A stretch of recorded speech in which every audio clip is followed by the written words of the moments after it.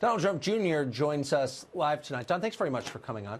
Do you think, you talk to a lot of Republicans in Washington, do you think they understand the threat of woke capitalism, the alliance between the activist left and big business that is shutting down speech? You know, I think they're starting to get it. I think they're starting to see it. I mean, that's why I've tried to utilize my platform. I did an op-ed in Real Clear Politics the other day because I see it from so many real Americans, just guys that are Second Amendment accounts, people that follow me, like my politics, whatever it is, and they're reaching out to me when I made a big deal of this, saying, wow, it's happening to me too, but I have a platform to actually do something about it. There are guys, Kevin McCarthy's been pretty vocal about it, but the reality is that nothing has changed. I put up an Instagram post 2 weeks ago about the Smollett thing because, I had the gall to be a little bit cynical about the entire ridiculous situation that was laid out, and Instagram just deleted it. I sort of responded in my normal fashion, rather aggressively saying, what's wrong with this? Here's the problem, yada, yada. And I got inundated, Tucker. Hundreds of people sending me DMs. Don, my account was shut down because I tried liking one of your tweets, or I tried liking one of your father's Instagram posts that was like him and his grandchildren. Nothing even controversial. And time again, I've had to follow you, Don, 3 times in the last week because they keep unfollowing you. It's really sad, and it's happening. And the excuse that, well, it's spam-like behavior. No, spam-like behavior is not making Instagram unfollow people who want to follow my content and other conservatives. So free speech doesn't mean anything if people can't hear you speak.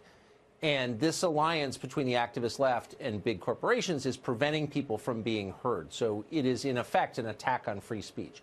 The media 100%. benefits from our freedom of speech. They are the prime beneficiaries of the First Amendment, and yet they don't even cover it. And places like CNN actually encourage companies to deplatform voices they don't think should be heard. Why is the press standing by as the First Amendment erodes? Well, because, again, I think the majority of the press are now left-wing activists. They are on the side of that. They are not on the side that is being stymied. They're not on the side that is being oppressed. Guys like me, again, I can do this because I have a big platform. I have a big soapbox. I can get it out there. But some of the little guys, they can't. They don't have that ability. They just end up taking it. And that's what's happened. You've never seen someone on the left say, it's weird, Don. All of a sudden, I'm following Fox News. I was never following that. Like many conservatives are complaining to me and saying that all of a sudden they're following these crazy left-wing accounts that they never signed up for. This is happening. It's a one-way, systematic attack on free speech. And to me, it reads like it's a trial run for 2020. How are we going to do it? I'm not saying that every account is suppressed, but you do it enough. You take off X% of the top.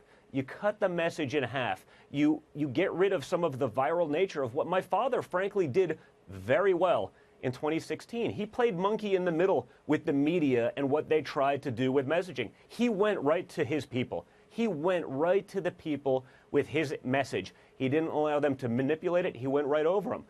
I think, to me, it reads as though they're trying to figure out how to minimize that ability again and let the media, which again, 93, 94% left-wing activists at this point, and let them drive that narrative. Make sure that that is the only thing that regular, hardworking Americans see.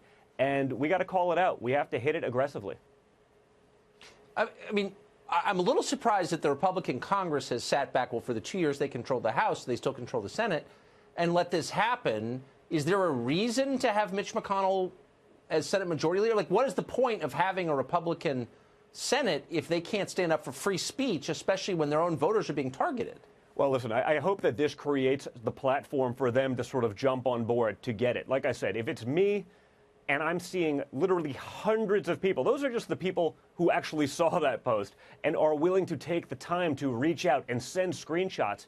Imagine how many other people it's actually happening to. Imagine how many don't even realize that it's happening. So, I think the Republicans, a lot of these companies are getting a lot of benefits from the government, from the internet, from all these things.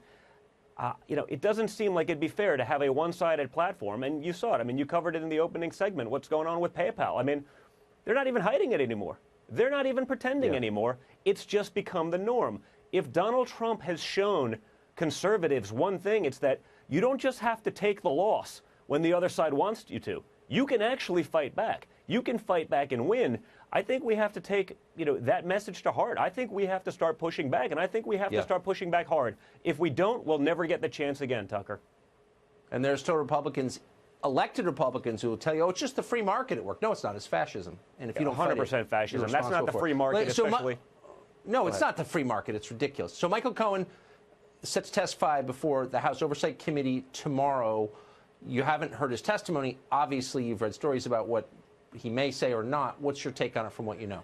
Honestly, my take is, I have my father. I know he's in Vietnam right now trying to negotiate nuclear peace settlement with North Korea after 60 years of failed attempts trying to end the war, trying to end nuclear proliferation on the Korean Peninsula.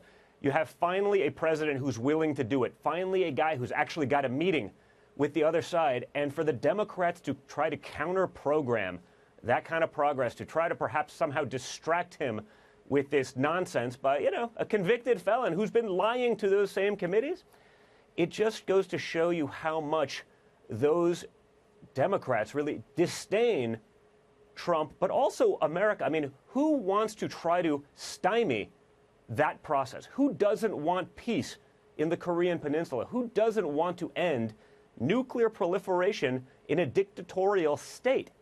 I mean, who doesn't want that, Tucker? It's crazy, but they show you that they really hate Trump much more than they like America, because I get nothing from counter-programming those kind of peace talks with this nonsense that's been proven with a convicted felon, other than they just want Trump to fail, even if it means America fails. And that's a really sad state of affairs, Tucker. Donald Trump Jr., thanks very much for that. Thank you.